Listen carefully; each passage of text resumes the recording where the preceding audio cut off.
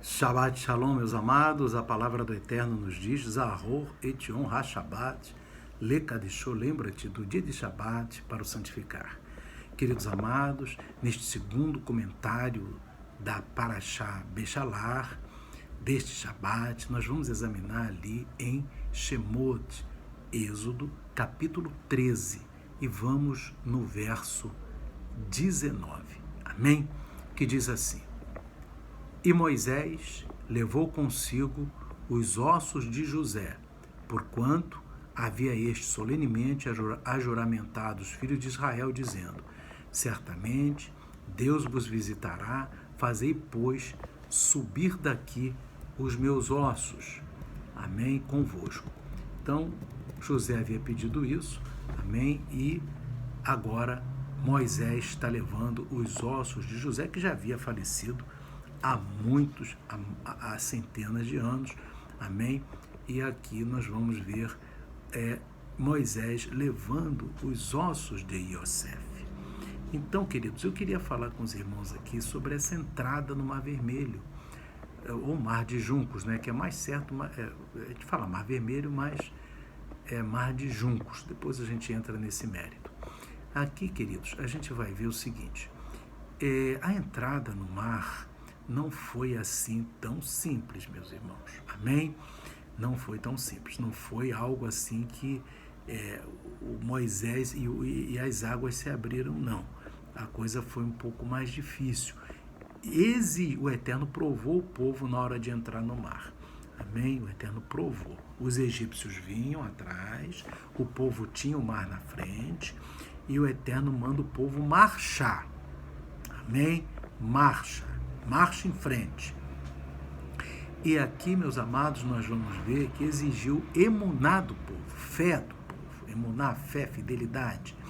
E o varão Nachshon ben Aminadab, ele estava à frente e mandou vir toda a tribo de Judá atrás dele, e ele foi o primeiro a entrar no mar, amém? Guarda esse nome, Nachshon ben Aminadab. Ele foi o primeiro a entrar no mar, e ele foi entrando e as águas ainda estavam ali, até quando ele chegou com a água perto das narinas, amém?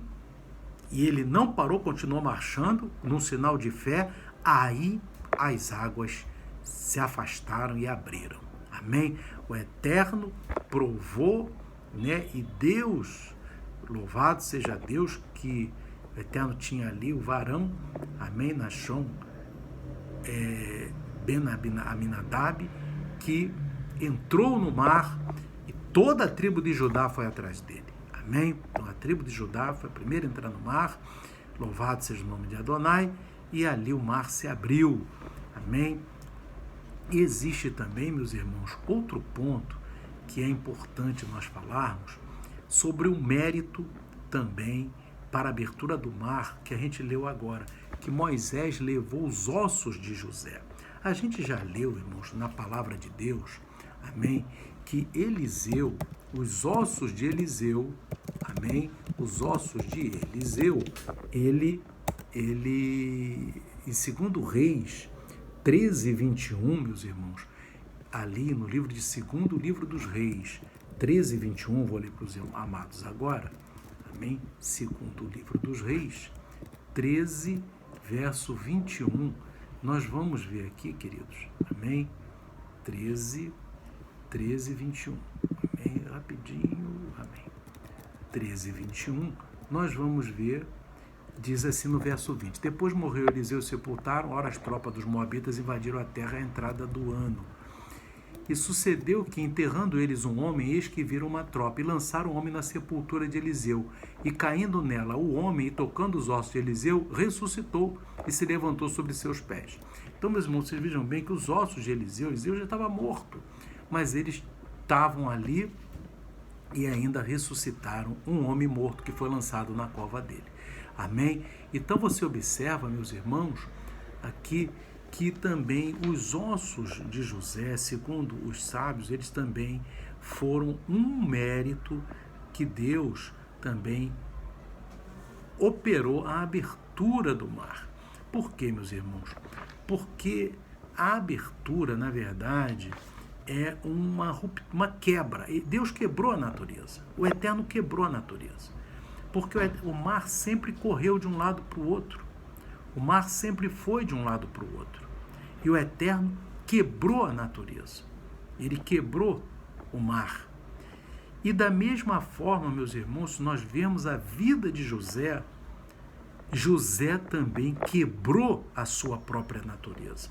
Foi quando que José quebrou a sua natureza? Foi quando ele estava preso? Ele ficou 13 anos preso. Amém? Será que foi quando ele estava preso? Será que foi em outra oportunidade? Não, meus irmãos. O principal momento que José quebrou a sua natureza foi quando ele estava sendo atentado pela mulher de Potifar para adulterar com ela. Amém? E José estava a sós com aquela mulher, amém? Que era uma mulher bonita, que era a mulher do capitão da guarda, e ele não aceitou. Ele quebrou a sua natureza e venceu sua má inclinação. Então, da mesma maneira, ali foi uma grande obediência de José.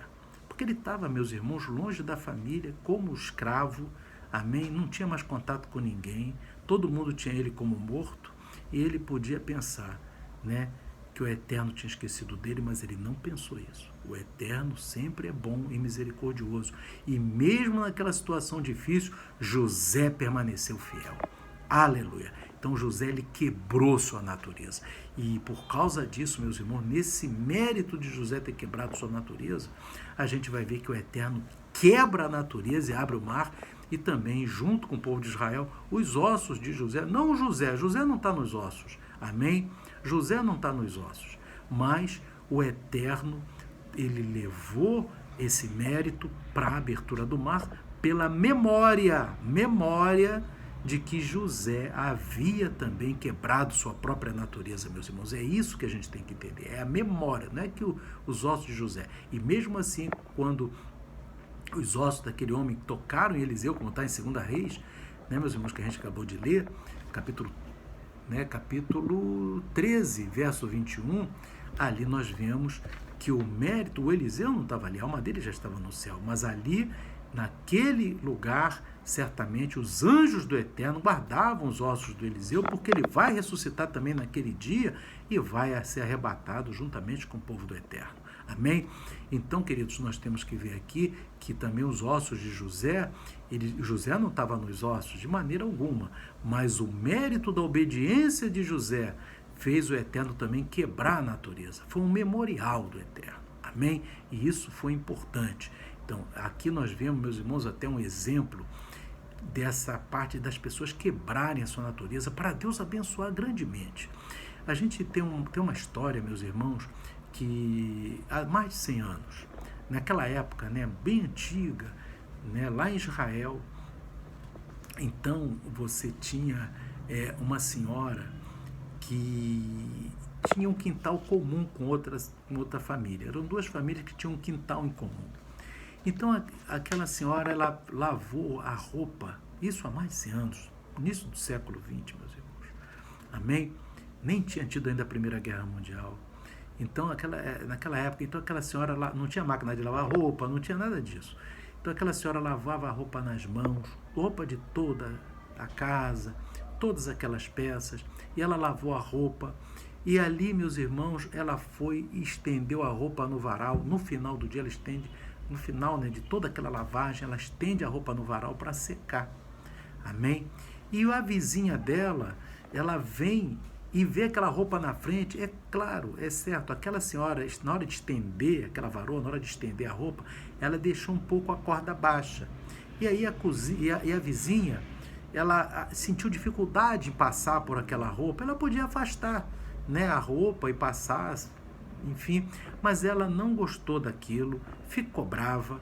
E aí ela vai, quando ela chega assim perto do final da corda, ela vai, corta com a tesoura aquela corda e aquela roupa cai tudo no chão sujo de terra.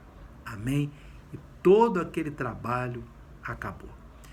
Então, aí depois, essa senhora que lavou a roupa toda, meus irmãos, viu aquilo, ela viu a corda cortada, ela sentiu, olha que coisa tremenda, ela sentiu o problema, sentiu a dificuldade. E ali, meus irmãos, ela pensou, né, de reclamar com a vizinha, ela podia ter feito isso, fazer um escândalo, mas ela não fez isso. Ela guardou aquilo no seu coração e deixou para lá, falou, não vou fazer isso, eu vou me quebrar por dentro, mas não vou fazer isso, não vou me fazer. Aí chega o esposo dela do trabalho, né? E ela também foi pensando, vou compartilhar isso com meu esposo, não compartilhou, não vou trazer problema para ele, guardou isso com ela, porque também se ela vai compartilhar, ela ia falar mal da vizinha e aí entra no pecado da Lashon Hará. Mesmo a vizinha estando errada, você quando fala mal de outra pessoa, você também está pecando, né, o pecado de falar mal. A pessoa não pode falar mal do outro nem quando o outro está errado. Amém? Isso é que é interessante, a pessoa tem que vigiar nisso. E ela vigiou nisso também.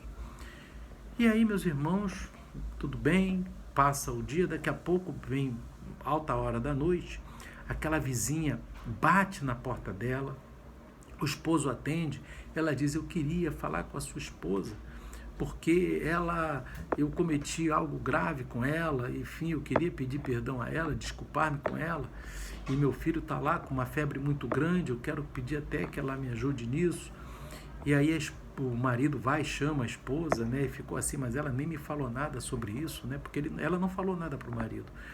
E ali o marido vai, chama, e ela atende a vizinha, recebe, ela diz, não, eu te perdoo, tudo bem, eu vou orar pelo seu filho, amém? Nós vamos estar orando por ele, fique em paz. E ali ela também se quebrou pela terceira vez, amém? Ela se quebrou na primeira vez, quando ela viu que a mulher cortou e não reclamou, se quebrou a segunda vez, quando ia falar com o marido e não falou para não cometer a maledicência, que é um pecado que o próprio Paulo diz lá em 1 Coríntios 6,10, que os maldizentes não herdarão o reino de Deus. Então ela venceu essa parte. Você não pode falar mal nem se o outro estiver errado. Você pode falar com a pessoa que está errada. Isso você pode falar, mas não falar dele com outra pessoa. Amém? Então o que acontece? E mesmo assim, meus irmãos, agora ela vence ela faz uma ruptura dentro dela, ela se quebra pela terceira vez, e ali, meus amados, aquela mulher, ela perdoa. Agora, meus irmãos, veja bem, esse casal estava há muito tempo para ter um filho, isso lá no início do século XIX, meus irmãos, amém? No início do século XX, 1900 e pouquinho, eles não tinham filhos. 9 meses depois ela engravidou. E não acaba aí, irmãos. Ela teve como filho, amém, um grande Rav, um grande intérprete da Torá, que era consultado por várias pessoas do mundo inteiro. Quer dizer, meus irmãos, aquela mulher, fiel ao Eterno, guardou a palavra do Eterno, fiel aos mandamentos do Eterno, Deus deu um grande filho para ela. Amém? Então, queridos, nós vemos aqui, meus irmãos, também a importância de nós quebrarmos a nossa natureza humana para obedecermos os mandamentos do Eterno. Amém? Guardar os seus mandamentos exige que a gente venha a se negar a si mesmo, como disse Yeshua também, esse ensino, amém? Que aquele que quer seguir a mim, renuncie-se a si mesmo, tome sua cruz e siga-me, sem reclamar. Amém? Então, queridos, que esta palavra e este exemplo, este testemunho também sirva de bênção para os amados, que o Eterno abençoe a todos, amém? Que o Espírito do Eterno continue falando ao teu coração, Shalom, Shabbat, Shalom, amém e amém.